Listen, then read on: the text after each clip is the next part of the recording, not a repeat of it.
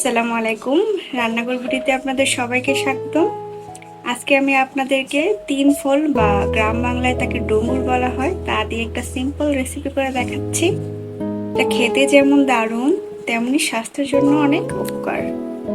তাহলে চলুন রান্না শুরু করে দেই। প্রথমে আমি একটা প্যানে 2 টেবিল চামচ পরিমাণ মতো তেল দিয়ে নিব। আমি এখানে 2 টেবিল চামচ মতো তেল দিয়ে নিলাম। তেলটা গরম হয়ে গেলে আমি এখানে 3টা মাঝারি সাইজের পেঁয়াজ কুচি দিয়ে দিব।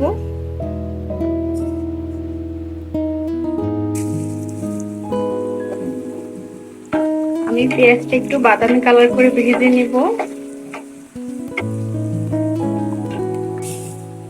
পেঁয়াজটা ভাজা হয়ে গেছে, এবার আমি একটু পানি দিয়ে নিব। এখন আমি 1 চা চামচ পরিমাণ রসুন বাটা দিব।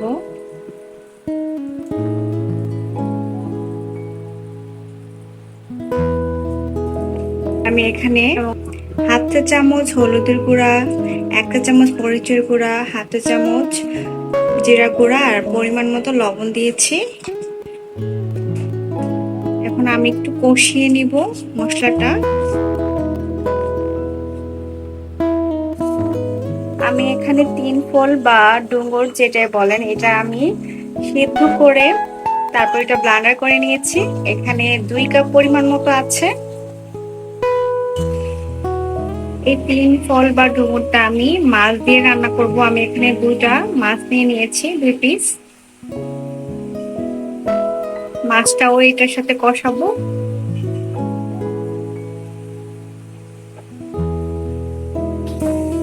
ভিউয়ার্স, মাছটা খুব সুন্দরভাবে কষানো হচ্ছে। কষানো হয়ে গেলে মাছটা উঠায় তারপর আমি কাঁটাটা ছাড়িয়ে নেব।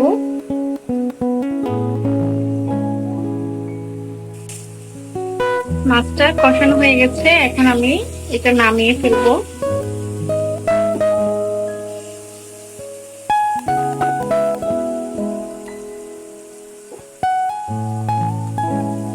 এই পর্যায়ে আমি ব্লেন্ডার করে রাখা 3 ফল বা ডুমুরটা দিয়ে দিব।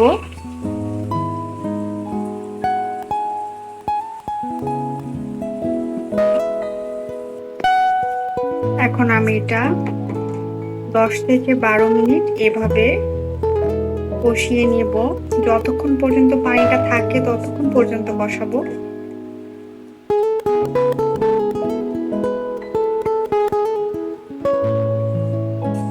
আমি মাছের পিস দুটোর কাটা ছাড়িয়ে নিয়েছি। এখন আমি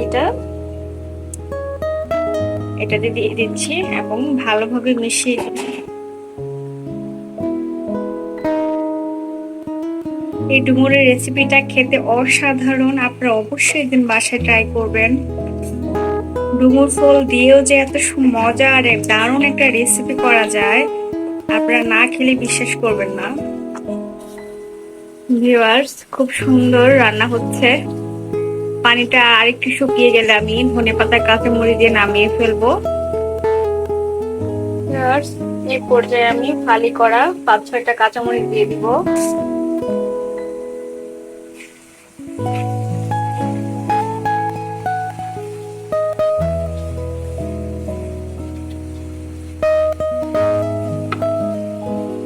ভিউয়ার্স, আমার রান্নাটা প্রায় হয়ে গেছে। এখন আমি ধনেপাতা দিয়ে এটা নামিয়ে ফেলবো।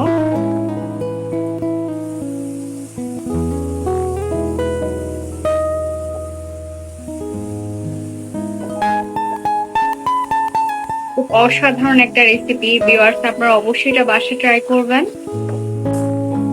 আমরা অনেকেই ডুমুর খেতে চাই না, যারা খেতে চায় না তারা এইভাবে করে খেলে বারবার খেতে ইচ্ছে করবে। ভিউয়ার্স, আমার রান্নাটা হয়ে গেছে। এখন আমি আপনাদেরকে এটা পরিবেশন করে দেখাচ্ছি। রান্না করার পরে ঠিক এটা এরকম হবে, পানি থাকবে না, একেবারে শুকায় ফেলতে হবে।